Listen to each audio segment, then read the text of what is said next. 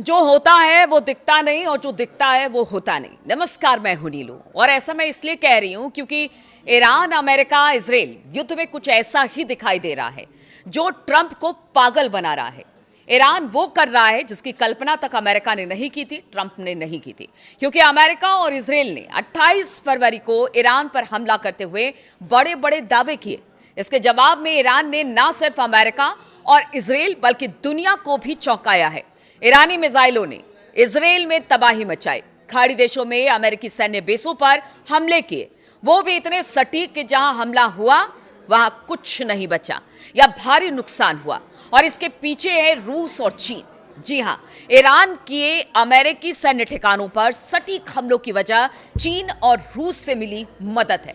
क्योंकि देखिए, पीछे जो खबरें सामने आई, बिना चीन और रूस के मदद के ऐसा हो ही नहीं सकता था कि इतना सटीक निशाना ईरान, चाहे वो इजराइल हो या अमेरिका के ठिकानों पर कर सकता था। चाहे वो मिसाइल दागने की बात हो या फिर ड्रोन, दोनों देश काफी हद तक खुलकर ईरान के साथ दिखे हैं।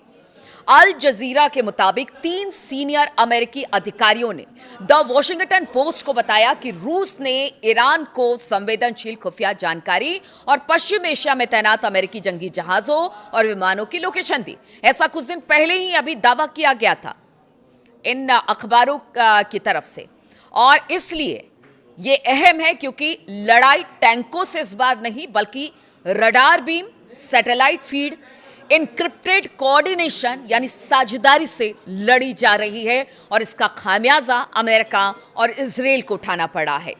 रिपोर्ट के मुताबिक रूसी राष्ट्रपति व्लादिमीर पुतिन ने अमेरिकी राष्ट्रपति डोनाल्ड ट्रंप के साथ फोन कॉल के दौरान इस बात से इनकार किया कि मॉस्को ने ईरान के साथ खुफिया जानकारी साझा की है।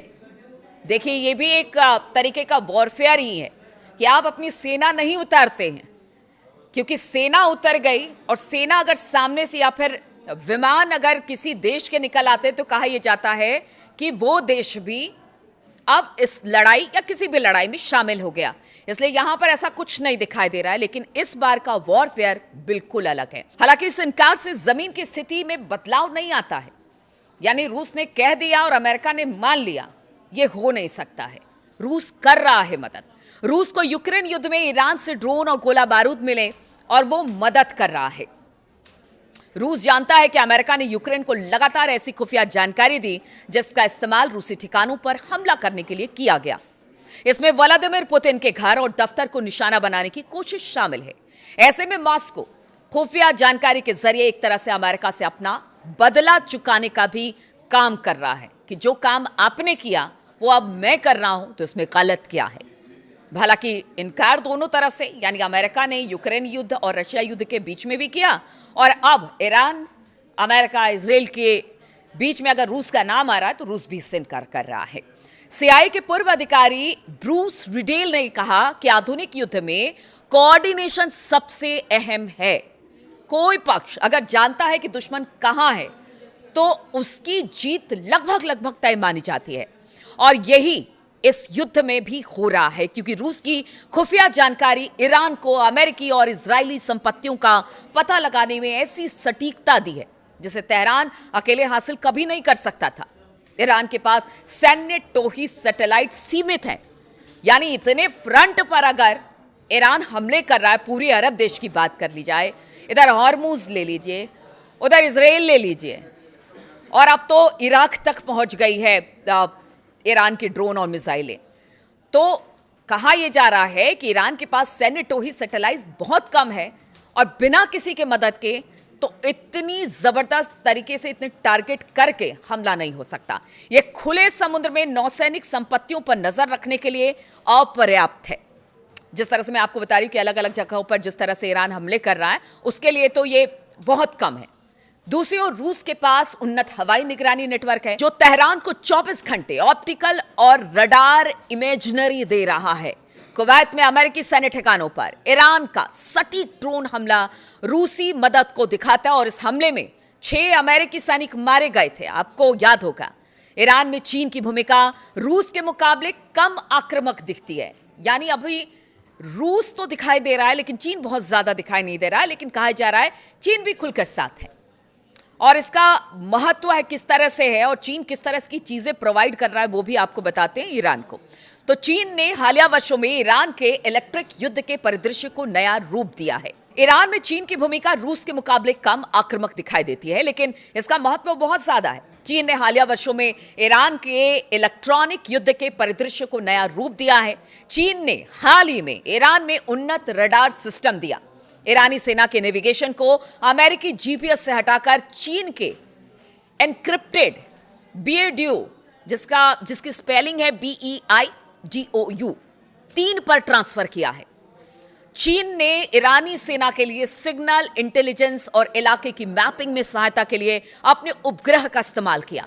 इसके अलावा ईरान को चीन से 50 CM 302 सुपरसोनिक एंटी शिप मिसाइलें भी मिली है, और ये मैच 3 की रफ्तार से उड़ते हैं, जो कि किसी भी जहाज को निशाना बना सकती है, यानी ठोक सकती है, खत्म कर सकती है।